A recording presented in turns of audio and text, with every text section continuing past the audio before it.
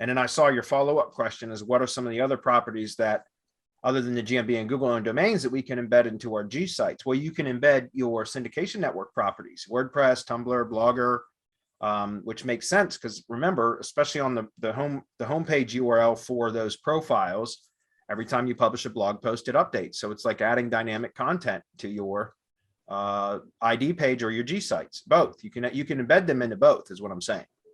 So anything that doesn't have an iframe breaker, you can embed, right? Any site that doesn't have an iframe breaker, you can embed. So I would suggest for your, using your ID page as kind of your iframe hub, as your primary iframe hub. That's pretty much what it's for.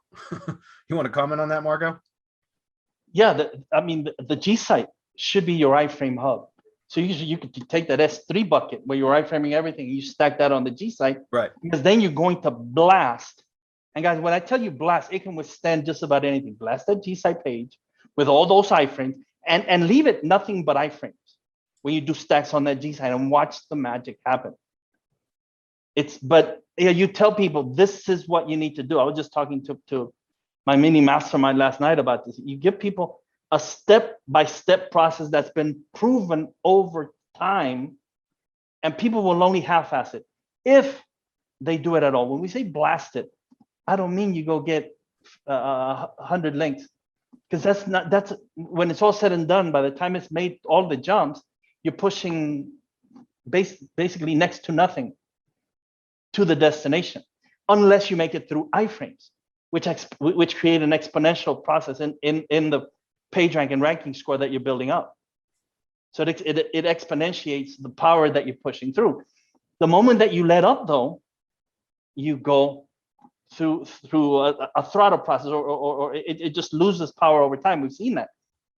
It's actually up to 15% that you can lose at every hop, and you can lose all that over time to where it goes to nothing. And then when you try to link build into it, you're not doing anything because you're link building into nothing, and you can't get anything from nothing except nothing, I guess, unless it's the Big Bang, and I'm not going to get into that. But here it is. Follow the process. It doesn't mean you go get a $5 gig and you never do anything again. It might work for a while. We saw it. We saw it with the very first one, that Virginia SEO. Mm-hmm. We saw that, and over time it lasted for like 5 years at #1, and then it lost some power because we never did anything with it. Over time, it's going to lose all of that power that you put into it. So you have to put some more into it, unless the traffic and the signals that you're getting into it make up for any of the link loss over time. It's link atrophy. It's introduced by Google on purpose so that you cannot create exponential page rank and ranking score. That's why they did it. And so you have to make up for that. How you make up for that, I can't tell you. Again, come to one of the paid groups and find out what's really going on.